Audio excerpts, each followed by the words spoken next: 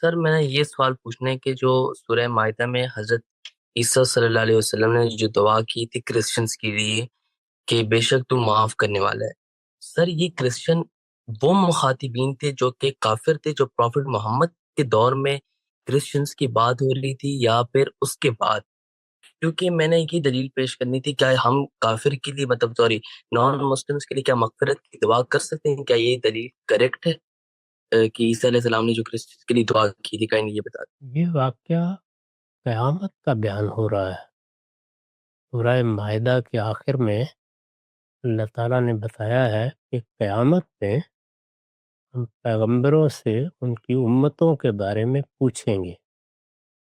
اس موقع پر مسیح علیہ السلام سے بھی پوچھا جائے گا۔ ان کی امت نے ایک بڑی گمراہی اختیار کی ہے۔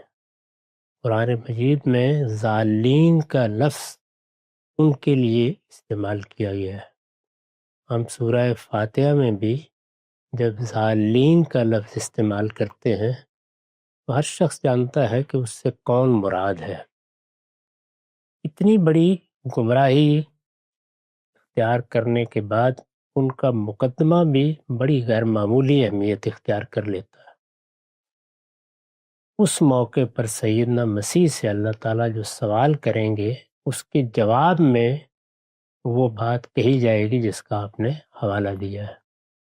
اس میں سیدنا مسیح نے پوری احتیاط کی ہے کہ وہ کوئی شفاعت یا سفارش نہ بن جائے، لیکن اللہ تعالیٰ کے اوپر معاملہ چھوڑتے ہوئے اپنی قوم کے عذر کی طرف بھی توجہ دلائی جائے۔